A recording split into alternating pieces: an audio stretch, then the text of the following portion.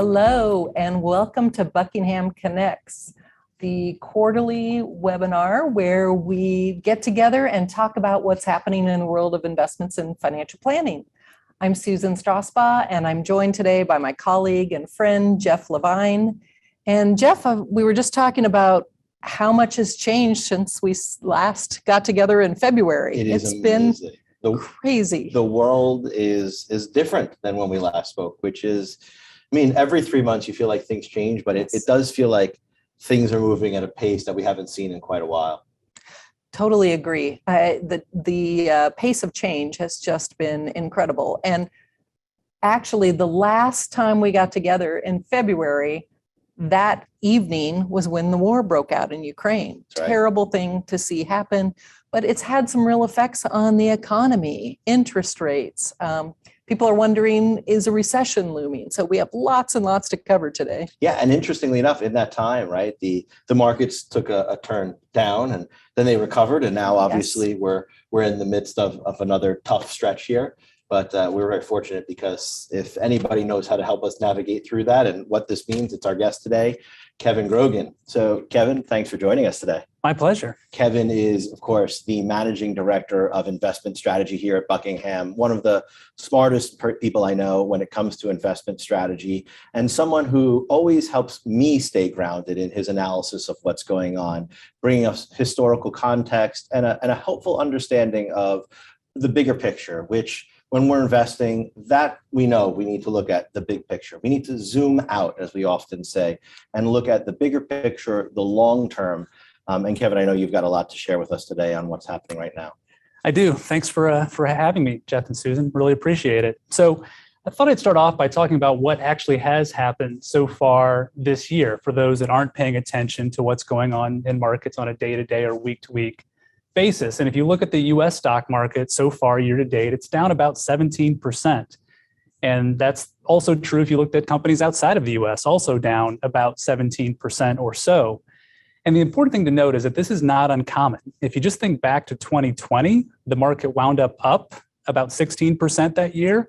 And in the middle of that year, though, stocks were down as much as 30+% in that year. So you see this very, very often where stocks can have a positive return for the year, even while having a big negative drawdown at one point in time during that year.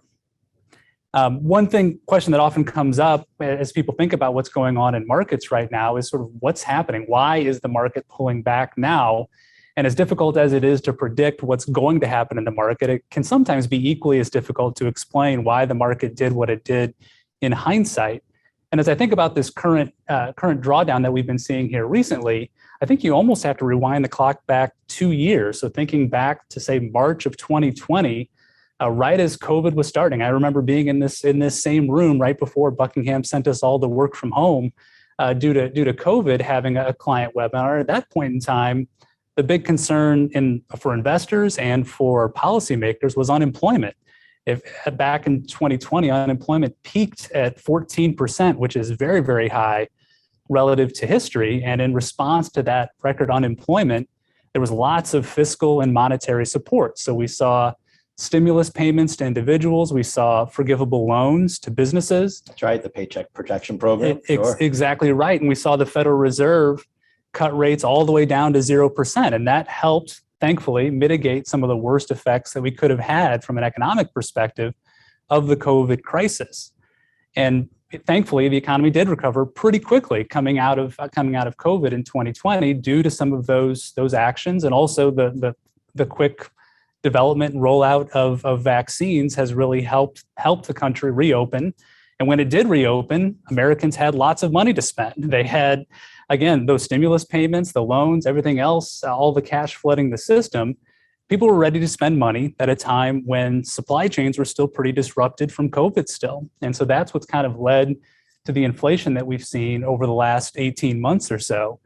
And so now, essentially, the Federal Reserve isn't nearly as concerned about unemployment. Right now, unemployment's below 4%. There's actually 2 job openings for every 1 person seeking work right now, which is a pretty dramatic turn of events. And we've seen inflation run north of 8% on a year-over-year basis. So right now, the big concern is inflation. And I think from the market's perspective, the concern is really what will the Federal Reserve do in response to this high inflation? Will they be able to engineer what they call a soft landing, where they are able to tame inflation without sending the economy into recession? I think that's the big question facing markets from here. It almost seems to me that a lot of this was almost inevitable, right? I know we can look back and point to certain policy decisions by any administration and say that should have been different or whatnot. But you pointed out a couple of things there. The first, that a lot of people receive stimulus checks. And if we look at savings rates over the course of the pandemic, savings rates are dramatically higher. So people were putting away more money, they were paying down debt. And then on top of that, we also had essentially 2 years where people, even if they wanted to spend money, what were you going to spend money on? Nobody was taking trips. Nobody was going out to eat. And so now you have almost all, everyone saying, hey, we haven't done this in 2 years. Let's all go spend the money that we saved at once, at a time where, as you pointed out, supply chains are already somewhat constrained. So supply is down, demand is up.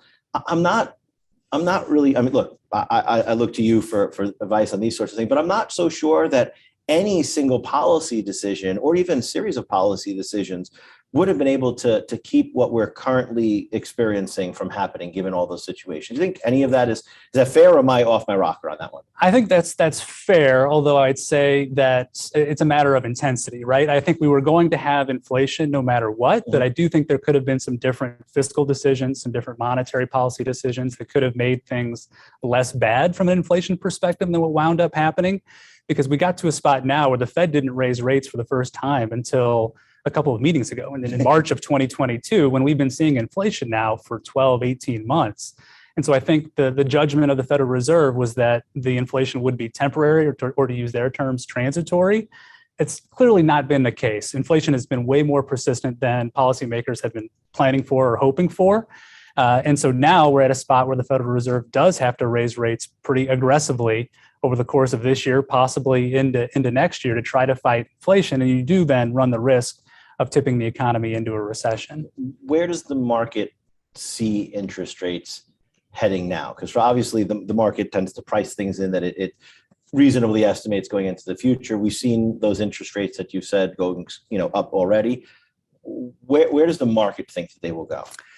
Correct. So the market always is working in advance. So pricing in what they expect rates and what they expect the economy to be on a forward-looking basis. So the market has already priced in several more rate hikes for the balance of this year. And it's important to note for fixed income investors that just knowing that rates will move up from here isn't enough.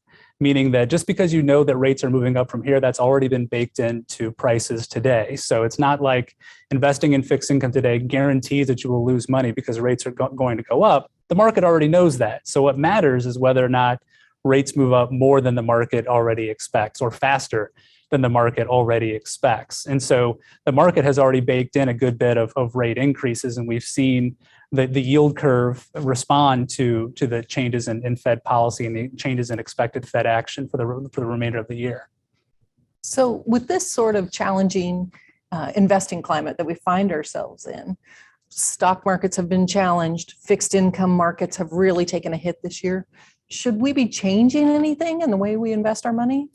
So I think the first thing I'd mention is that the returns that we've seen so far this year are already baked into the capital market assumptions that we use in our financial planning for clients. So if you had a successful financial plan coming into 2022, our best advice is to stick to that plan, because your plan is already on track. We've already accounted for periods of time where stocks can pull back 10 to 20% as they have so far this year.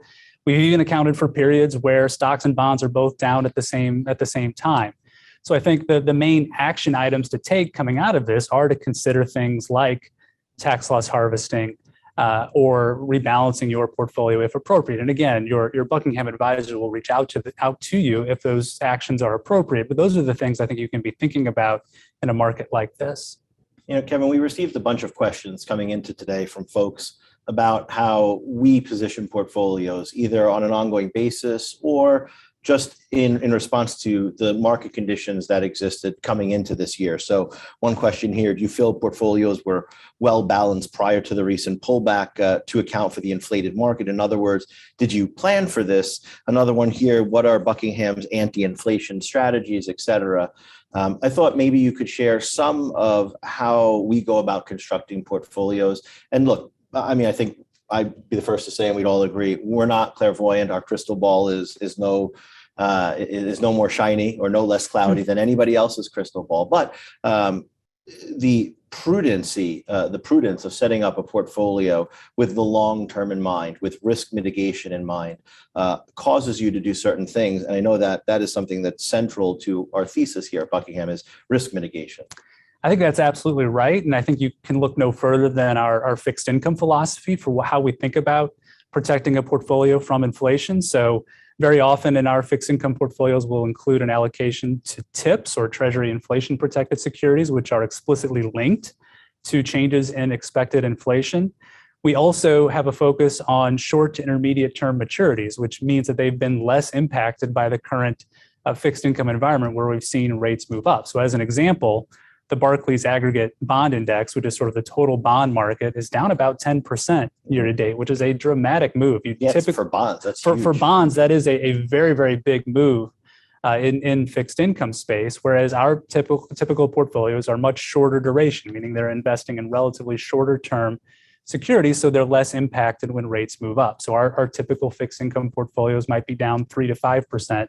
Instead of 10%. Again, it still doesn't feel great in an absolute sense, the fact that our fixed income is down, but still looking relatively solid from a relative sense and doing well in this inflationary environment. Yeah, I think there are two things there that strike me that are worth touching on a little bit deeper. The first is that that's a normal status quo for us. We tend to be a little bit shorter in maturities. And so it just so happens, right? Like it's not a matter of clairvoyance that we were shorter. It's a matter of risk mitigation. And so we tend to be shorter in all times. Sometimes if the rates are going down, it might work against you. In this particular case, it works very favorably for us. The other thing I thought that would be worth touching on is, I'm sure that some people listening right now are wondering, like, why is it that that a longer maturity is impacted more by an interest rate hike? And maybe I'm oversimplifying this, but essentially, if you have a longer maturity, right, you're essentially locking in that rate for a longer period of time where you can either sell it and make a move, but you're going to have to put it on sale for someone to buy, or you have to accept that lower interest rate compared to what the market is currently leading for a longer period of time. Yeah, so I think one easy way to think about investing in fixed income is if you are making a loan. So if you buy a treasury bond, you're lending money to the federal government. You buy a municipal bond, you're lending to a city or a state. You buy a corporate bond, you're lending to a company. It's all pretty straightforward. And for the most part, those types of bonds are fixed rate, meaning the rate doesn't change over time. So let's say you bought a treasury bond that yields 1% and now prevailing yields are 3%. That's not a good deal for you, especially when inflation is 5, 6, 7, 8%. That's not a good deal for you.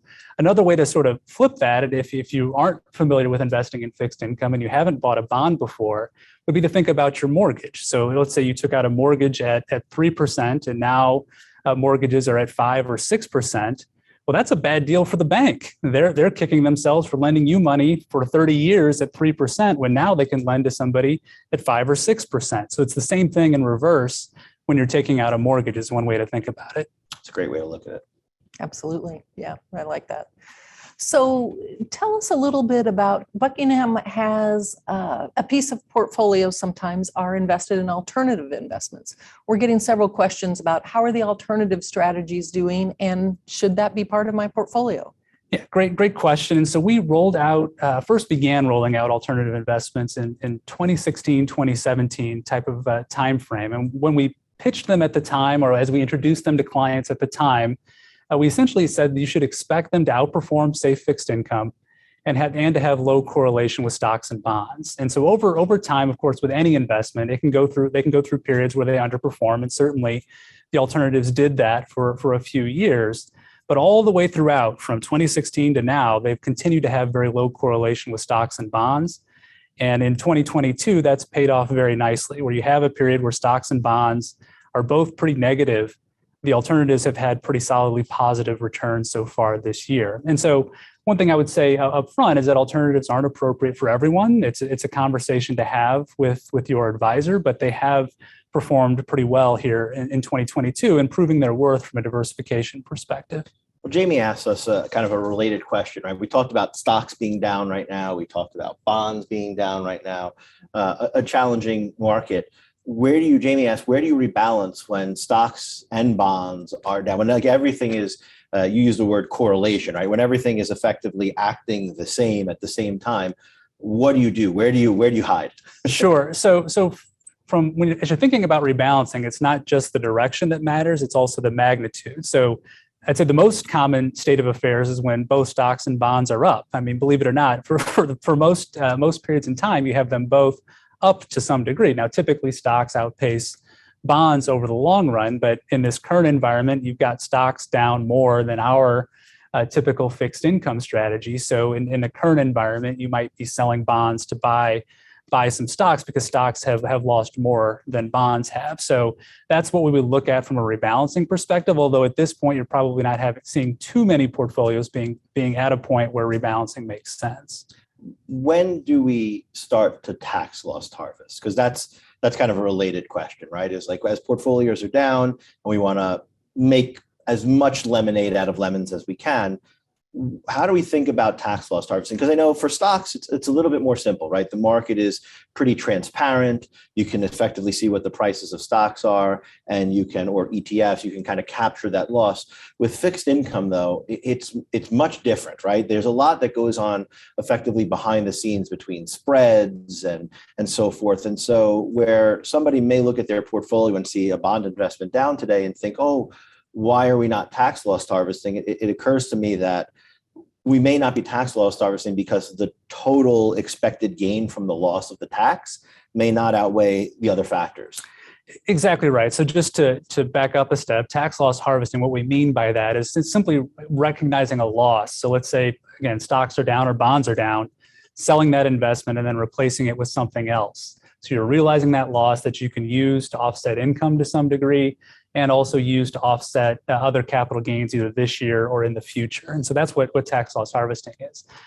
You're right, with stocks and with bond funds, it's pretty straightforward to go ahead and sell whatever investment is down, realize the loss. With individual bonds, it is a bit more complex because there is a bid-ask spread that you have to pay whenever you go to sell or buy an individual security in fixed income markets. And that's particularly true in the municipal bond space. So it's not as true with treasuries. Spreads are pretty narrow in the treasury markets, but the municipal bond market in particular is a retail market. And so there aren't the big institutional investors that you have in the treasury market. So spreads, meaning the amount that the broker makes for every buy and sell, is quite wide in munis relative to treasury bonds. And just so people are clear, that spread is something that we don't get, right? That's not a Correct. Buckingham thing. That is a broker, a custodian type of thing. And we are actively looking to try and minimize that on behalf of our clients, but there's only so much that can be done. That's correct. So we work with 20 different broker dealers and put them in competition with one another on every single trade that we do to try to get those spreads as low as possible. We've had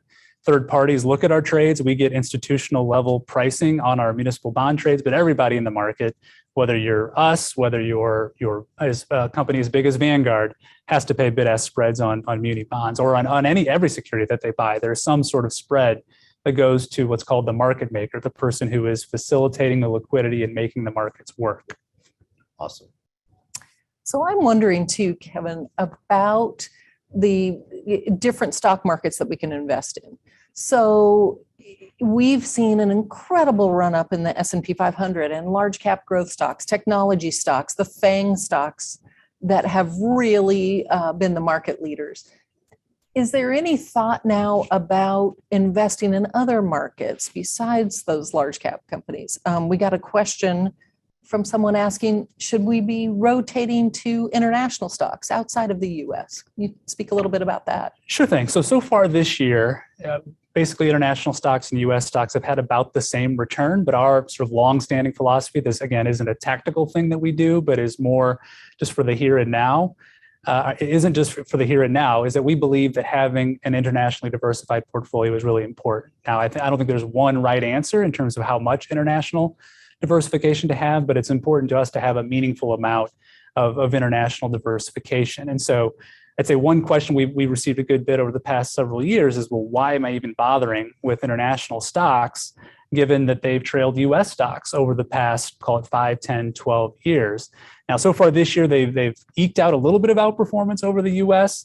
It's very difficult to tell where things will go from here. But to us, when you don't know, it's best just to own everything in some proportion to have that diversification benefit. And because you never know which markets will wind up doing the best. I'd say one related question that comes up is that people do rightly identify that there's a lot of risks investing internationally right now. You think about the lockdowns in China, you think about the war in Europe. You've got lots of risks associated with investing outside of the US right now. But the important thing to remember is that the market has already accounted for that to some degree. If you look at price earnings ratios as an example, the average PE ratio of a US company might be 20, meaning you're paying $20 for $1 of earnings here in the US.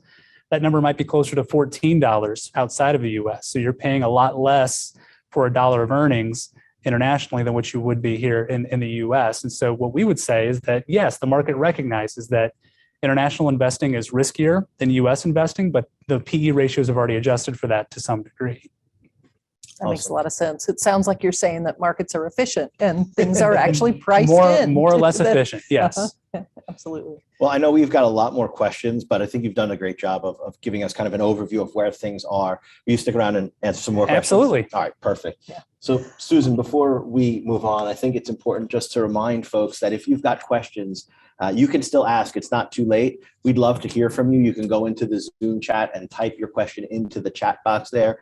We've got the computer up here. We will answer as many of those as possible. We did get a tremendous number of really, really good questions before we started and kicked off today. So thank you for those who submitted. And just as a kind of a programming note, if you will, you may have heard Susan introduce at the beginning Buckingham Connects as opposed to Buckingham Talks. And for our frequent flyers of our webcast, you may recall that the Buckingham Talks was our name for this before. It's been rebranded to Buckingham Connects in an effort to more closely align with what we're trying to do, connect to you, our clients, our trusted individuals who put their trust in us, I should say, to help provide guidance in times like this. And we want to connect with you. We want your feedback. Go ahead and ask those questions in the chat box. And you'll see Buckingham Connects as an overarching theme in many of our communications to you. So whether it's through print media, whether it's through webcasts like these, whether it's through courses that we offer, our goal is to help keep you as educated as possible. And the overarching title of those is going to be through the Buckingham Connects type of themes. So you will see that more going forward. With that, Susan, let me turn to you and ask you, you're in the trenches, you're meeting with clients, you're seeing what's going on, what is going on in people's minds right now? So I think people are very concerned about inflation right now and what that might mean to them.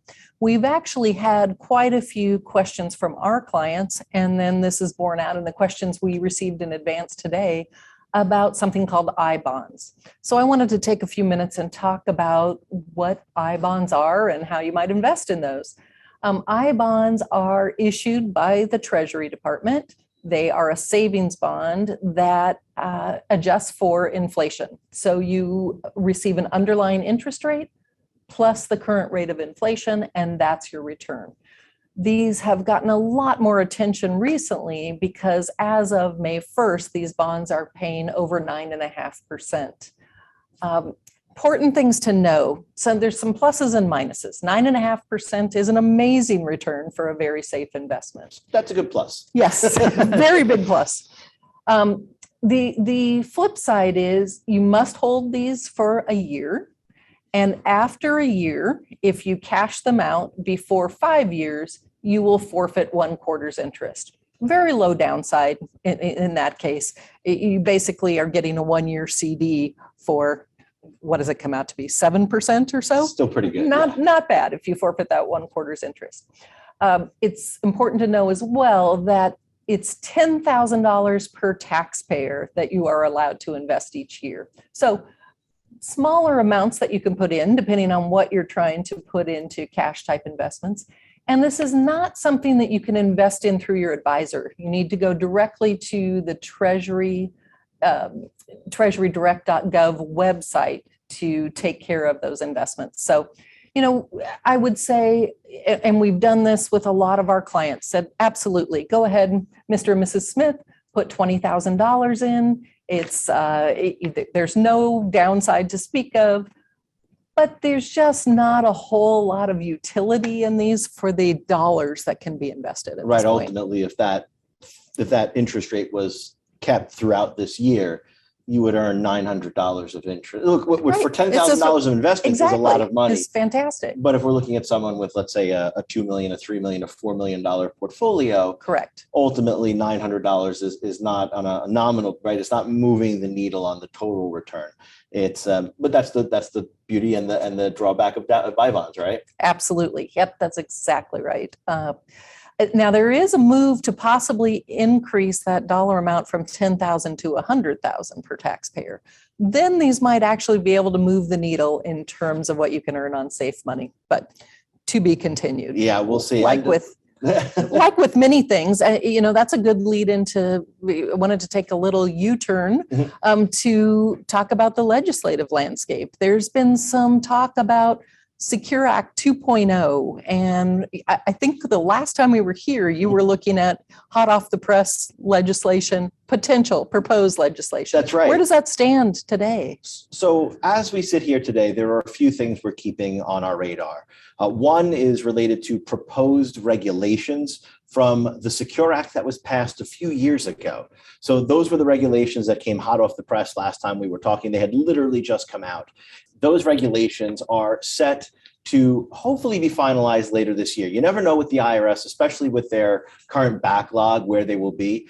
But we're looking at a hopeful Q3 or Q4 finalization of those regulations. And that would help us significantly to understand how rules such as the stretch IRA have been changed, whether there will be required minimum distributions during the 10 years after a client, an individual passes away.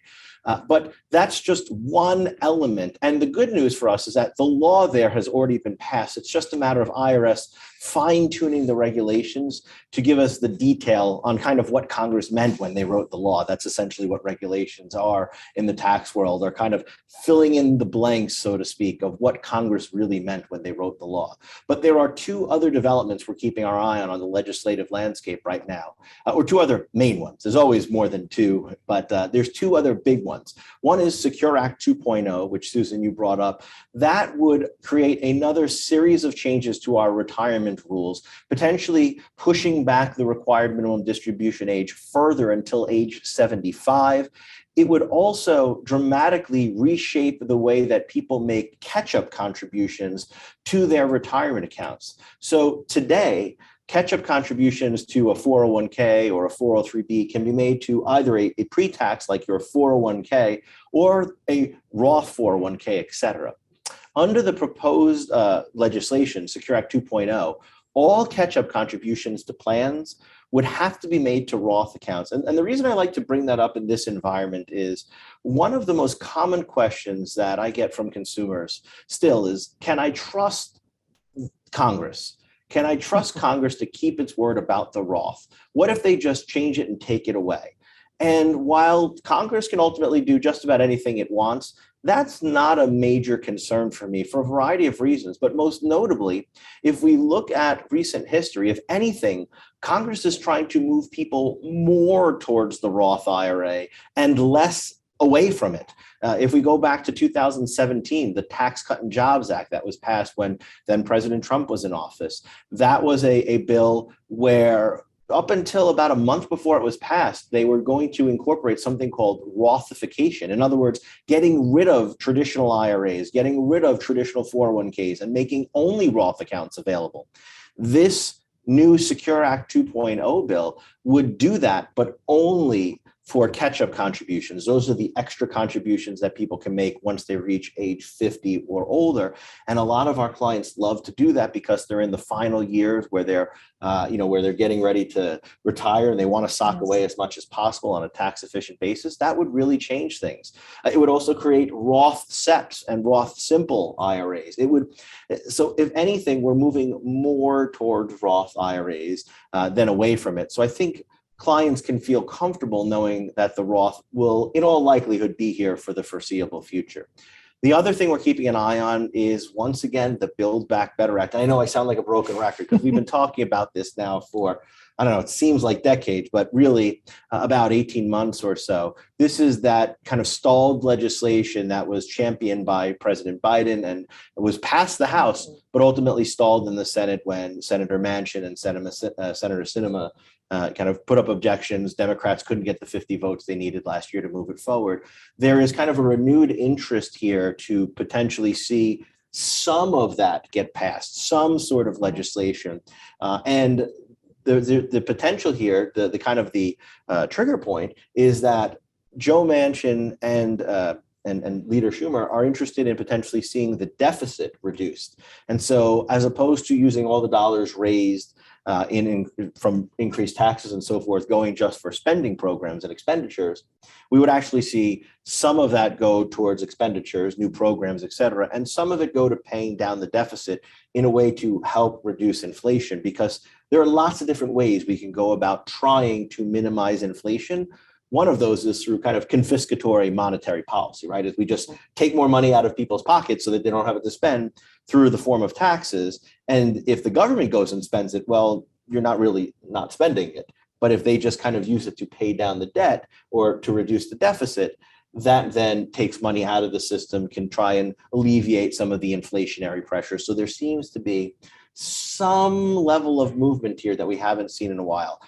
I'm still not on board yet. Fool me once, shame on me. Fool me twice, shame on you. So we will see. But that is something we are actively keeping an eye on, because that could include a number of important tax-related provisions that would impact many of our clients. So that's what we're keeping an eye on right now on the legislative landscape. As always, there's plenty of other things to think about. We've got new Medicare legislation that was introduced in Congress that would change the rules for HSA contributions, et cetera. The number one thing that our clients and those of you listening can count on is that as these changes actually happen, as things develop and they move from potential to actual, we will keep you up to date through these webcasts, through communications directly to you, and most importantly, through your advisor, who can take that information and help you understand how any of those changes will impact you and your families directly. And with that, I know we've got a lot of questions here. Let's dive into them. What do you say? Absolutely. Can I ask one follow-up to what you just what you just provided us? Yes, of course. So we had a client reach out. They had read about Secure 2.0 and said, you know what, I'm turning 72 later this year, but hey, it looks like I don't have to take RMDs till 75. Right. Is that what's going to happen? In all likelihood, the answer is no. So if we see changes to move back the RMDs to as late as age 75, it will almost certainly be prospectively for those who turn 72 after 2022. And it's worth noting that there are different versions of retirement bills. So the House has passed a version where we would progressively shift back the RMD age, first to 73 for some people, then to 74 for others, and then ultimately to 75 in the 2030s for some. Whereas the Senate has been working on a bill for a while where it would just go to 75. There are some other key differences between the bills. Interestingly, the House version, when I talked about catch-up contributions, one of the other things it has is a special enhanced catch-up contribution, like a mega catch-up contribution, if you will, but only at ages 62, 63, and 64. If you're 60 or 65, nope, you can't save more. But 62, 63, and 64, it would be okay. By contrast, the Senate version is a lot simpler, right? It just gives you one age and then says, once you reach this age, then you can start to make even larger contributions there. So ultimately, what is likely to happen, and by the way, I should point out, the Build Back Better Act, right, that kind of central piece of tax legislation that stalled last year and is now being rekindled, I'm not still, I'm not still sold that that's going to happen. We will see.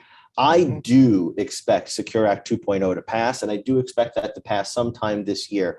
Best guess, lame duck Congress session, right? After the election is over, though it could happen before. I think it will happen after. I give it a high likelihood of happening.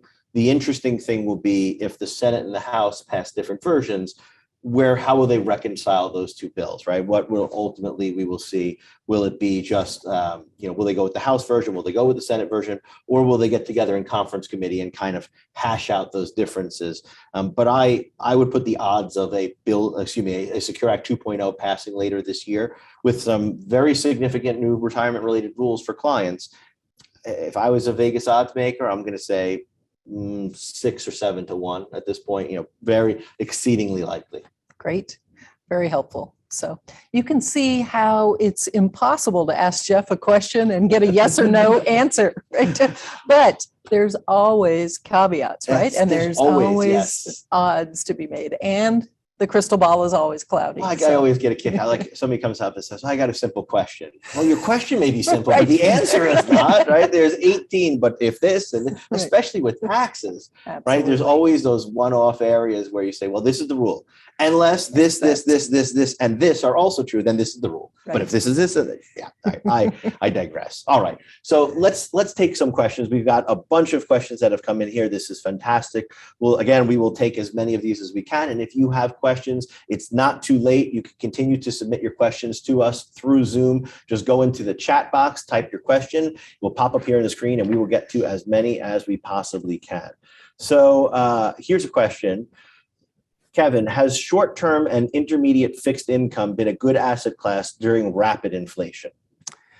So good question. I think it's been better than longer duration fixed income, but as I mentioned earlier, even short to intermediate term fixed income has lost value this year, but it has done well on a relative basis. But what I would say is that over the long term, so let's say the possible outcomes coming out of this are very wide, meaning that I think it's possible that we get tipped into a recession. I think it's possible that inflation remains very high for the next several years. I think it's possible that the Fed is successful, that the Fed is able to achieve that soft landing that they're looking for, where we're able to tame inflation and not go into a recession. But if we do continue to see perpetually high inflation over the next several years, then short to intermediate term fixed income will do better than longer term fixed income, but likely we'll still see losses here if we continue to see rates move up higher and faster than the market already expects.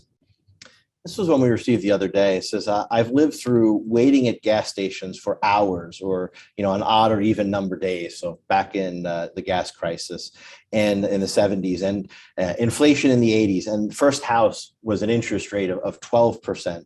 And searching for CDs with 10% interest rates, right? We can only imagine those now. So the person asked, and as a retiree, seeing interest rates rise, so savings like CDs could once again become a source of income would be nice. Do you believe that a rise in interest rates to 8% or more will happen within the next 5 years? Good question. So the market is not forecasting anywhere near interest rates that high over, say, the next 5, 10, 20 years. If you look at what the market is forecasting in terms of like break-even inflation rates, it's essentially saying inflation will remain high likely for the next, call it 3 to 5 years or so, and then moderate from there. I'd say one thing I would say in reference to the quote unquote good old days when you could get CDs at 10+%, so you also had inflation that was incredibly high back then. So the important thing in terms of interest rates is what is your real rate of inflation, meaning what's your interest rate less what inflation is. So it's not all that great if you're getting 5% on a CD when inflation is 8%. So what you want is interest rates that are positive, even net of inflation. And the good news is one metric you can look to for that is looking at that TIPS market, that Treasury Inflation Protected Securities market, where you're starting to see those yields move into positive territory, which means that you're getting whatever the stated yield is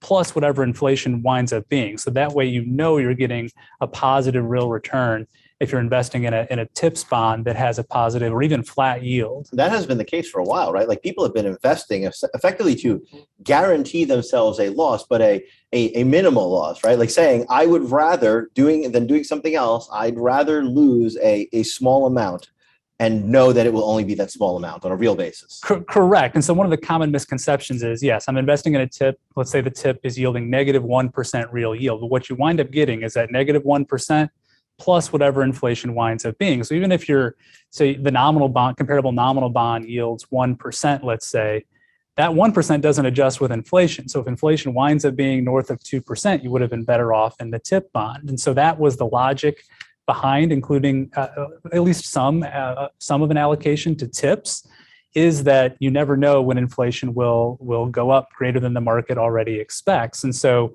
in that circumstance, if you were investing in a TIP a year ago, 2 years ago, 3 years ago, that was a good investment given what we've seen with inflation. And really TIPS have held up really well so far this year, with inflation running hotter than what the market was forecasting coming into the year. And I would add, I think it's dangerous to make the assumption that just because we see inflation, we're going to see a dramatic increase in bank yields and similar. Because I made the analogy the other day on my Twitter account that it's somewhat like the gas stations, right? Like very quick to increase prices, et cetera, and to lower rates, if you will, at the bank when things are against them. But as things move in their favor, slow to do that. And candidly, banks don't need to do that right now. The reason banks will go out and offer higher interest rates is to attract more dollars, right?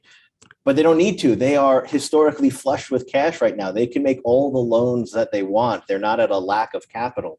And so that normal that kind of give and take is just not the same as traditionally. I don't know if you have anything to add to that, but nothing really to add to that. Although, yeah, we've observed that exact same thing. If you look at money market rates, other rates that you might be looking at, they're all still pretty low, even as the Fed has raised short-term interest rates. Mortgage rates have gone up. And mortgage rates have gone up, but the rates that they're paying on money market accounts and savings accounts have moved up a little bit, but nowhere near as much as the Fed has raised rates, and nowhere near as much as mortgage rates, as an example. Do you have any sense of how long it might take to kind of see things play out so that we finally do see a return of some sort of interest in money markets and CDs, et cetera?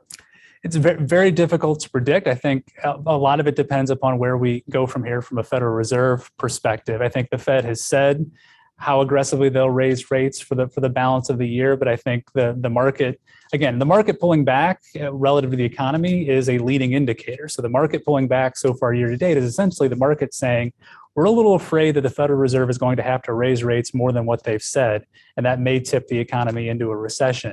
Again, not making a forecast here, no one knows what will wind up happening, but it is at least a possibility, and the market is recognizing that fear. Yeah, I mean, it strikes me that, who would have thought in March of 2020 that by the end of the year, we'd be not just even, but up 16% or whatever it was for the market that year. So very difficult to predict. Well, right. I even think back to summer of 2020 when unemployment was at 14%. And now we've got 2 openings for every person looking for a job. And that was less than 2 years ago. So you just never know how these things will play out and how quickly things will change. So what about for people who are getting close to retirement? I have some thoughts about this, but we're getting questions saying, you know what, I'm about to retire. Should I be out of the stock market? This is very scary. And from a behavioral finance standpoint, I would say, absolutely, it's scary. That's the way we're wired. It's frightening. You think you saved your whole life and you have this pot of money and this is what you're going to live on the rest of your lifetime. But it's very important, I think, for investors to remember that you're not going to retire today and cash out and spend all that money tomorrow. The money that's in the stock market is money that you're going to be spending 10, 20 years from now. It's really important to acknowledge that feeling of fear, but not act on it. That's what I talk to clients about. Is there more you would add to that, Kevin? No, I think that's absolutely right. And the way we've historically approached asset allocation is by working with a client to determine their ability, willingness, and need to take risks. The ability to take risk is a function of time horizon. And again, I think you hit the nail on the head. that time horizon isn't from now till retirement. It's from now until when you're planning to stop spending your money. So presumably for the rest of your life is your ability to take risk. Your willingness to take risk does get at that fear. So if the market ups and downs, or your portfolio's ups and downs are causing you to lose sleep and contemplate selling out of stocks altogether, then you might be taking too much risk in your portfolio, may want to dial that back. And then your need to take risk is a function of how much you've saved relative to how much you've spent. And again, your advisor can help work through all the different aspects of that decision, but that's how we think about your asset allocation. I thought this was a really interesting question that came in.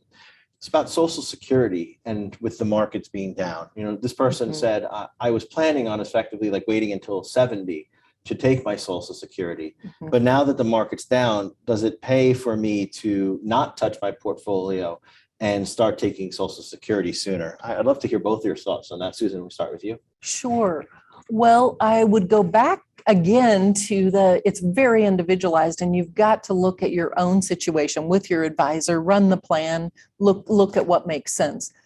That said, Social Security is the best fixed income stream out there. It's the best annuity you can get. By waiting, you get somewhere between 6 and 8% more each year that you wait. And so hopefully there's a good part of your portfolio in a very safe type of investment vehicle that you can start pulling from, so that you can continue to wait and you don't need to sell stocks right now when they're down. Yeah, I would agree with what Susan said there. I'd say, again, just would echo that it's an extremely individualized decision based on your personal portfolio, what your expected longevity is. Again, we're not experts here, but we can try to infer from family history what that might look like. But if you have longevity in your family, that's one more argument to delaying the Social Security decision. But it is very much an individualized decision that you should work with your advisor on. I would concur. I would just add one additional thing that, for those who take Social Security after full retirement age. So right now we're going through a transition, right? It used to be 66. Now gradually it's increasing until 67. If you're within that year, right, you can, let's say you decide to take Social Security today, and 9 months from now, you have like this, you can't sleep at night. You're like, oh my goodness, what a mistake I did. I really should have waited for the long term. There is a one-time ability to repay the Social Security that you've had and that you've taken over the last year. And actually you can do it without paying back interest, which is pretty wild. And you can pretend as though you never took Social Security. It is a lot of paperwork. It's a lot, it's an ordeal. I'm not suggesting that everyone do this, but I'm simply bringing up the point that for those who regret their Social Security decision, there is a one-time do-over, but you do have to act within that year, and you do have to pay back all those dollars from somewhere. So it's kind of one of those things where you hope you never have to use that. Right. But as advisors, it's a neat little tool in our pocket where if someone has that, buyer's remorse, so to speak, that we can fix that one time. Right. Can't do that all the time. You get one bite at the apple, but it's an interesting fix. No, that's a really good point. And we've actually done that once with a new client that came in, had taken Social Security. We ran the analysis. It made a lot of sense to pay it back. It was painful. You have to contact Social Security and you have to stay on it, but it was well worth it. It's made a big if you've difference seen the for them. stories with the IRS and how difficult it is to deal, like the Social Security is modestly better, but it's not easy, right? There's a lot to do there. And so it's not something I would normally recommend people do. But if you have that situation, it's just nice to know that there is an undo. If you have to hit the Control-Z button on your Social Security, you can do that. And the one other caveat I would give to that is if you get an answer that doesn't sound correct, if your advisor is giving you advice about how to do this and you contact Social Security and they say, no, you can't do that, it may not be true. It often is not true. It depends on who you get and how educated they are about the different strategies. And we're talking, to be clear, about the Social Security office. Exactly. Not your advisor's office. I know that they know what they're talking about. Yeah, it is sad, but I not to knock the people at Social Security, they have an impossible job of dealing, implementing not only Social Security retirement, but Social Security disability and widows benefits. And on top of that, Medicare and all these programs, they're underfunded, they're understaffed, but that does create problems. And we do often see that when people go with these less common or more unusual strategies that they will get misinformation. And there are studies out there that show that, more than half of widows received incorrect advice from Social Security offices. So it's not, Right. This is not a let's bash Social Security. No. This is you want to make sure that you're getting this right. And unfortunately, if you do hear something different from Social Security office and you hear from your advisor, you probably want to push on that more than, you want to make sure you're getting the right information. You may have to go to a supervisor at the Social Security office, et cetera. Had another question I wanted to bring up here. You talked about just a moment ago with respect to Social Security about, hey, hopefully you have another place in your portfolio that you can grab, something from a safe place. And obviously from a investment risk point of view, not a inflation risk, and there's always risk, but from an investment risk, market risk point of view, cash would seem to be a quote unquote safe place compared to market risk. A good question that's come up here is, how much cash on hand should a person allow for? And I know I'll save you both it's very personalized. You're going to have to personalize it. I'll save you both that. But any general thoughts that Kevin you could share with respect to that? Sure. So again, it's very personalized. I'll go ahead and echo that again. But so then, what are some of the factors that someone might think about? So a lot of it is personal preference from the client. Honestly, what makes them comfortable. I would say typically. For most clients that I've worked with, it's somewhere in the sort of 3 to 6 months kind of range of living expenses in cash, and the rest invested in the portfolio, keeping in mind that for most clients, they've got a sizable fixed income allocation that is also an area where you can pull from if you have stock markets go down. So again, our fixed income has lost a little bit of value this year, but still it's going to be relatively safe compared to the equity side of the portfolio. Anything that you would add to that? No, just a general rule of thumb that we've used with clients is about 6 months of living expenses. Again, some clients like to have 6 figures of cash, and if that's going to help them to sleep at night, perfectly fine. Just make sure you're not overdoing it and hurting your long-term returns and what you need your portfolio to return for you. That's a great point, right? If you're safe and you can comfortably reach your goals, and having a little extra cash on hand, if it makes you sleep at night, is not the worst thing in the world. 3 to 6 months traditionally has been a standard financial planning metric. Sometimes, we recommend a little bit more. If you're thinking about how much cash is right to have on hand for you, there are a few things I would focus on. One is, how durable is your income? Right? How durable is the income that you currently have? When I say durable, essentially, how guaranteed is that income going to be if something happens to you? So if you are injured, if you're ill, if you can't work, whatever that may be. And so for retirees, often, they may not actually need as much cash on hand as younger workers, because the younger worker may be counting on themselves to work to earn that income, whereas the retiree may have Social Security coming in, perhaps they have a pension, and those things may continue on whether they are in good health or in poor health. The other thing is to keep in mind is, with respect to the durability of your income, is what sort of job you do, right? For a financial advisor, for instance, you may have higher income when things are good in the market and lower income when things are poor.